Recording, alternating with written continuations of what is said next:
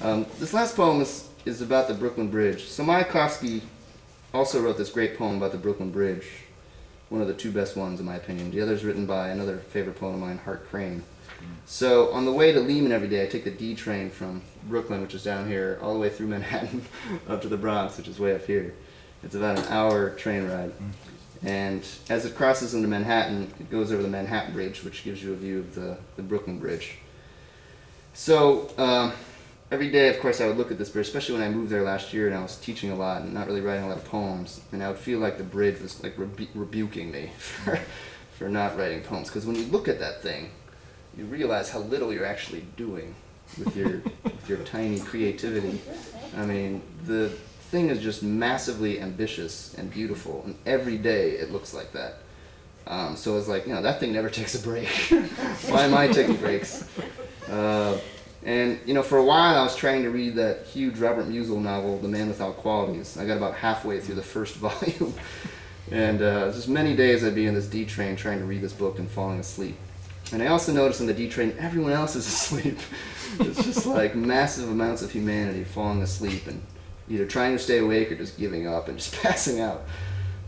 So this poem is kind of basically about that daily experience. It's called Sometimes Sweep, which is a phrase taken from Crane's poem to Brooklyn Bridge. If that doesn't make any sense, he says, "Unto us lowliest sometimes sweep." He's saying to the bridge itself. So, sometimes sweep. And I guess I should explain. It's kind of, because it goes back and forth between my own lines and lines that I'm taking from the Robert Musil book. So I'll try to the best of my ability to sound different when I'm evoking or just quoting the book. I think you'll probably be able to figure it out after a while. I mean, it's not in German, but I'm sure the English will sound different. Sometimes sweep. 1. Never mundane, the Brooklyn Bridge swivels through sunlight, spokes going, a stone soaring, while I sit half asleep on the D train wobbling through Robert Musil, wavering in and out of the same sentence. Suddenly Ulrich saw the whole thing in the rocking in rhythm with the other sleepers, the shrunk faces slivering open at the mouth, comical light of the question, trying to pull myself out of the suck of sleep, an epic comic struggle, as a teacher of mine once put it, in words not exactly like that. 2. There was certainly an abundance. A bridge glimpse through girders picks my head up a little, of mind around, other half-conscious heads tilting towards it. The bridge is a statement, always flexing across the river, always stalwart ambition, posed beyond the flickering girders, graffiti, D-train going the opposite direction, girders flashing like extra lashes on eyes that can't go wide enough to take in all of it. 3. This is the best homage to the bridge, the natural prayer of sleepy heads turning towards it, offering the tribute of what they have left of their attention. The only thing wrong was dimmed minds briefly firing. The only thing wrong was that the distance between themselves and the bridge like a physical regret. The only thing wrong was the distance between mind itself, what they could have been, was what they still possibly could be, devoid of mind, and now.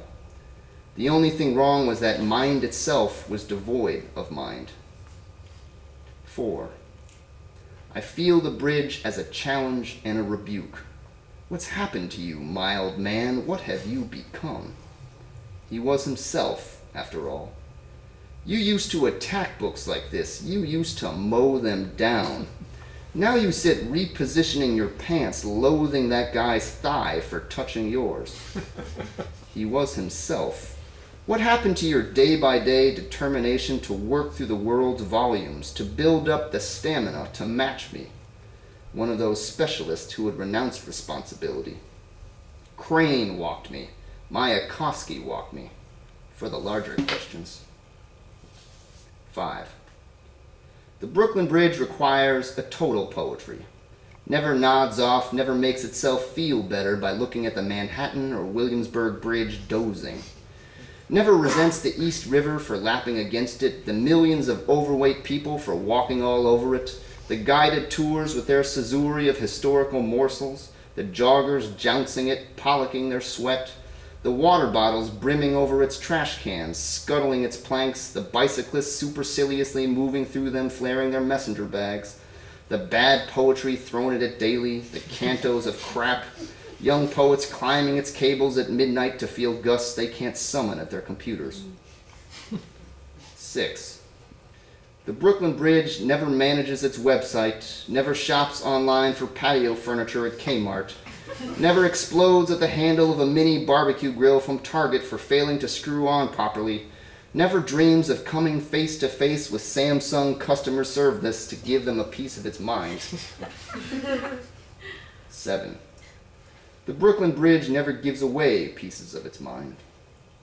Always a braining fire. He was the less visible of the two. Always searching for a cathedral of conveyance. Always mustering a possible handle to grasp. Never muttering. Never merely, never flinching. The real mind of the mind. Thank you.